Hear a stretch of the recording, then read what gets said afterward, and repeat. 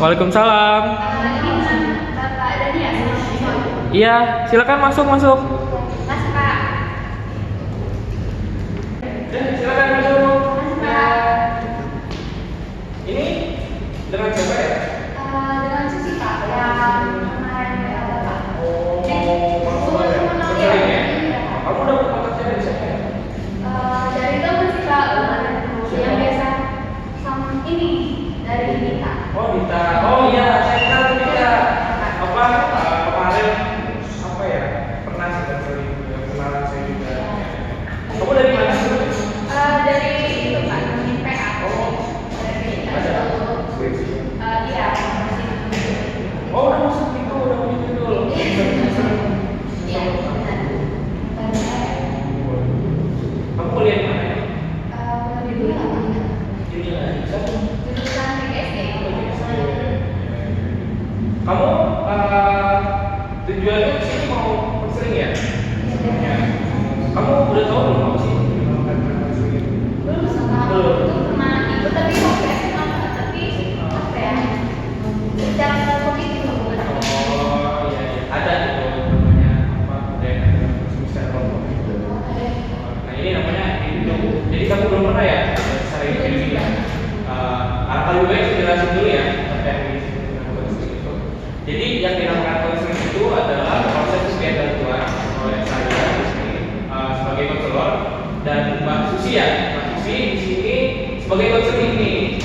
Jadi saya memberikan bantuan-bantuan, tetapi pada akhirnya tetap aja Mbak Susi yang menentukan pilihannya. Jadi saya kayak apa ya, penerang jalannya aja gitu loh ya. Susi yang jalan. Saya memutuskan Ya, dan ya dan di dalam konseling itu juga ada beberapa asas yang harus saya posisi taatin agar proses konseling ini berhasil dan efektif dan apa ya efektif lah gitu ya. Nah, yang pertama itu ada asas yang namanya keterbukaan. Nah nanti kan Pak Susi menceritakan nih sebuah masalah yang Pak Susi alami. Nah saya minta Pak Susi ceritalah secara terbuka, secara jelas, secara panjang kan nggak apa-apa sebenarnya, tapi ya dia cerita secara jelas, itu yang memang karena semakin jelas Pak Susi bercerita, maka semakin efektif juga nanti proses konselingnya. Kita kan juga mengambil keputusan ya, Pak Susi mengambil keputusan, makanya harus melandasi asas keterbukaan. Selanjutnya itu ada yang dinamakan asas kerahasiaan. Nanti semua yang kita bicarakan di sini itu sifatnya rahasia. Kalau misalnya kita mau ngasih tahu orang lain itu pun atas persetujuan saya sama Pak Susi gitu. Karena ya, privasi juga ya, kayak enakan ya kalau masalah itu disebar-sebarin gitu. Boleh nggak Pak? Boleh. Kalau kita cerita kadang rahasianya tuh dikasih tahu gitu kalau yang lain gitu. Misalkan saya cerita sama teman-teman, sering tuh Pak kayak dikasih tahu gitu sama yang lain. Jadi kan rahasia kita terbuka Pak. Disebar-sebarin gitu ya. Nah, kalau itu tenang aja karena saya kan dulu juga ikut pendidikan ya konseling. Di konseling itu juga ya ditegaskan ketika kita melakukan proses konseling itu emang nggak boleh disebarin kecuali atas persetujuan pihak konseling sama konselornya ya. Jadi tenang aja, aman kok saya pasti ya. Nah, asas selanjutnya itu ada yang dinamakan asas kesukarelaan. Nah, sebelumnya saya mau nanya, Mbak Susi ini kesini atas keinginan sendiri apa atas suruhan orang lain, terpaksa orang lain gitu? Kalau kesini sendiri sih Pak. Sendiri. Maksa ada orang lain. Jadi bagus lah ya. Karena ya kalau misalkan secara sukarela itu ya pasti atas kemauan sendiri dong. Ya jadi nggak ada paksaan, terus pasti ceritanya juga bakal terbuka. Tuh sebelum kita masuk proses konselingnya juga ada yang dinamakan kontrak waktu. Kontrak waktu itu di mana kita menentukan, nah proses konseling ini mau berapa lama? Kira-kira berapa lama? 20 menit ya. Oke. Nah, jadi kontrak waktu kan sudah kita tentukan ya selama 20 menit. Sebelum bercerita, saya minta kalau sini udah nyaman belum duduk ini? Udah ya. Oke. Jadi apa sih permasalahan yang Mbak Susi alami sehingga mau melakukan proses konseling? Boleh diceritakan? Jadi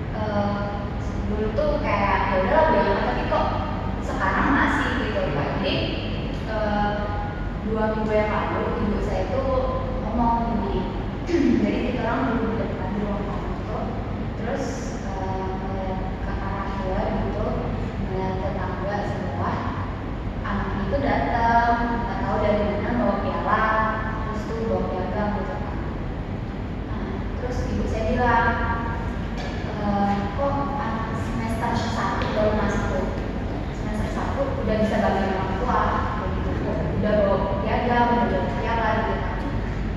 So kayak muji gitu, hebat ya, tuh kayak pinter ya gitu. Nah itu cewek sih. Terus saya sontak pada hari itu saya bilang ke orang tua saya, sama ibu saya bilang, oh kan kalau asuh orang tuanya beda, saya langsung kayak gitu, nada saya langsung tinggi gitu kan. Terus orang tua saya bilang, saya kirain gini cuma beda, kalau ini malah berlanjut gitu selama 2 hari gitu, jadi saya iya. Saya di situ saya coba saya kayak minta maaf gitu kan, mungkin nada saya terlalu tinggi, kurang panas juga, tapi didiemin. Terus saya mikir, kok jadi kayak gini gitu, saya kan salah di mana, ini salah saya berpendapat kayak gitu, mana ada sih Pak gitu kan, anak yang main dibandingin ke anak tetangga gitu, nggak cuma anak tetangga, maksudnya kayak kita dibandingin ke teman aja nggak suka gitu. Padahal kita nggak tahu kan, saya dia orang nggak tahu gitu, prosesnya kayak gimana gitu kan, gitu gitu sih Pak. Jadi saya simpulkan sedikit ya. Jadi Mbak Susi ini kurang sekali pribadinya gitu ya, sama siapa itu atau Gitu itu kalau kayak kayak ya udah kurang sekali pribadinya ibu gitu ya. Lebih lagi pas itu ada Mbak Susi yang baru semester 1 aja di apa udah bawa piala gitu. Terus yang saya mau tanya itu tadi Mbak Susi itu ngomong ya, katanya apa sih prosesnya itu atau prosesnya maksudnya gimana ya? Yang zong gitu. kayak gini Pak. Saya dulu dari dulu gitu kan, orang tua saya itu kayak saya ikut organisasi gitu kan. Saya mau cari tahu bakat saya di mana. Tapi nggak dibolehin karena orang tua mikirnya kamu ini nggak boleh loh, kamu ini cewek gitu kan. Soalnya orang tua saya tuh takut gitu kan, dengan cerita, nggak cuma cerita dari teman atau tetangga lainnya, itu cuman kalau dari berita juga gitu kan, kayak hati-hati gitu kalau punya anak cewek gitu kan, ntar kenapa-napa gitu kan. Saya itu pramuka, saya itu pramuka cuma benda terus keluar karena kan waktu itu mau pramuka kan nggak lepas dari kemah ya kan, iya nggak boleh. Terus ya udahlah saya coba ikut organisasi yang lain gitu, tapi pulangnya jam 5 Kak. Jadi ya jam 3 itu pulang sekolahnya, terus lanjut ya organisasi terus ya. Terus tuh aku juga sama asik kayak gitu kan. Nah, jadi selama saya dari sekolah sekolah menengah sampai sekolah menengah atas itu saya nggak ikut ekstra aku gitu. Terus pas kuliah ini juga saya pengen gitu kan, cuman kadang kan kalau kampus tuh lebih ini ya Pak, organisasinya lebih luas lah gitu kan. Ya kadang saya dengar dari orang itu kadang mereka pulang subuh gitu kan.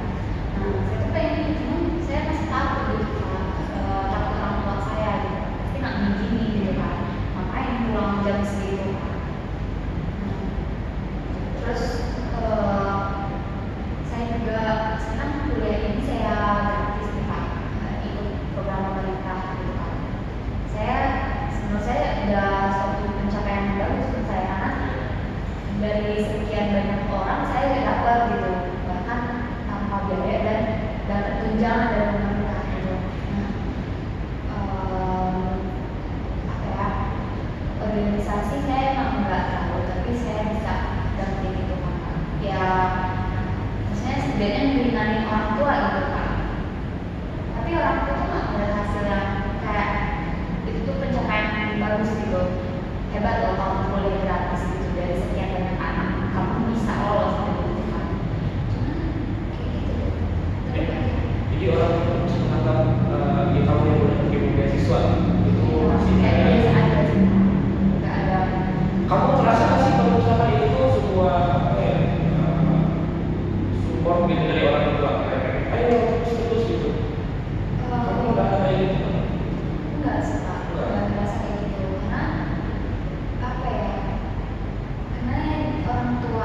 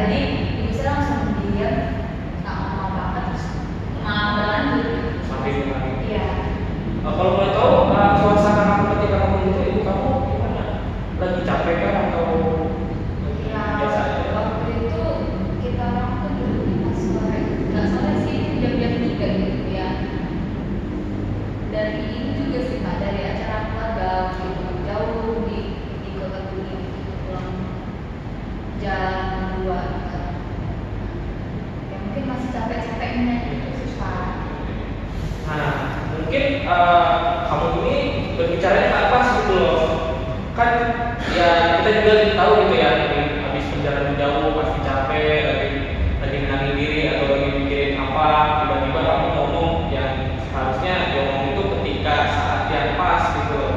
Itu kan misalnya pribadi juga ya, pribadi kamu ke orang tua. Jadi mungkin ya itu tadi kamu salah gitu berbicara. Menurut kamu seperti itu nggak? Iya. Kalau dipikir iya juga sih Pak, kayak kurang gitu sih. Cuman gimana ya Pak? Ya Indonesia tiba-tiba ngomong gitu, gimana anak nggak ini kan kalau dibanding-bandingin hal yang negatif, sensitif dengan kesalahan. Ya, tapi kalau misalkan dari sisi ibunya juga nggak bisa disalahin juga. Yang marah kan dia udah capek, terus kamu juga ngomongnya tiba-tiba gitu, atau mungkin nanti suatu saat ke depannya kalau kamu dibanding lagi gitu, bisa nggak kamu mau ngomong tapi dilihat dulu nih suasananya seperti apa, ibu kamu ini lagi tenang atau misalkan lagi santai lah gitu, nggak lagi yang keadaan apa ya hype gitu tuh.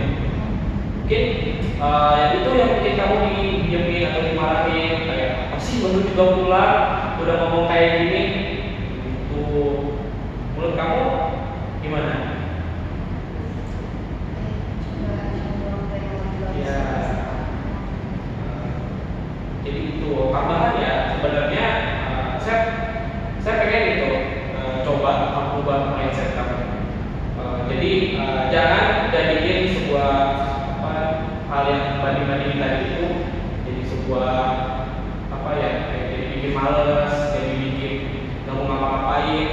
Yang saya sadarin dari cerita-cerita kamu, orang tua kamu ini cuma pengen kamu maju gitu loh, cuma pengen kamu sukses sebenarnya, cuman mungkin caranya salah dibanding-bandingin. Nah, saran saya coba jadiin banding-bandingin itu sebuah apa ya, motivasi buat kamu mengembangkan diri lagi. Ya, mengembangkan diri lagi. Nanti suatu saat juga saya yakin kamu bisa menunjukkan ke orang tua kamu, ini loh proses saya. Mungkin suatu saat akhirnya juga bakal sadar, oh iya juga ya awalnya kayak gini. Jadi itu masalahnya. Kamu yang bisa saya sampaikan. Kamu ada tambahan lagi nggak ceritanya? Dan kamu sudah menemukan kan apa simpulannya atau mau ngapain selain ke depannya? Apa? Kayak saya kurang paham gitu, orang itu juga wajar gitu, benar sih Pak. Apalagi kalau dari sudut pandang orang tua juga itu apa ya, kita harus apa sih lebih ngerti situasi gitu ya kan. Nah, jadi mungkin wajar orang juga gitu, capek juga, terus tiba-tiba dengar saya ngomongnya gitu nada tinggi. Ya, mungkin ke depannya apa saya coba aja ya Pak, ke depannya saya ngomong orang tua di waktu yang tepat gitu. Maksudnya kayak orang tua lagi nggak capek, kayak maksudnya lebih santai gitu. Bisa seperti itu. Ya nggak ada cekcokan lagi dengan teman ibu gitu. Karena kan orang tua yang nggak boleh juga diulang kita semua. Iya. Jadi gimana? Udah kasih Pak masalahnya. Ya, ada lagi yang mau ditambahin? Nggak ada sih Pak kalau untuk sekarang itu aja sih. Jadi untuk saat ini mungkin itu dulu ya. Dan waktunya juga mungkin sudah 20 menit. Nah, nanti ke depannya kamu bisa update saya, bisa di WA atau di apa, atau mungkin datang lagi ke sini untuk mengupdate seperti apa keadaannya, gitu. Apakah kabar baik atau malah nambah buruk gitu kan. Itu bisa di follow up, kita lanjut lagi sama kita berdua. Berarti konseling itu nggak cuma sekali ya Pak? Iya. Bisa berlanjut. Karena yang saya tahu ya konseling itu kan dari nggak mungkin dong ninggalin konselingnya di dalam sebuah masalah. Jadi kita membantu sampai masalah itu selesai. Jadi kalau misalkan masalah saya belum selesai, bisa konseling lagi. Bisa. Iya. Pemecahan masalah. Iya, boleh. Gimana? Lagi? Itu aja sih Pak, udah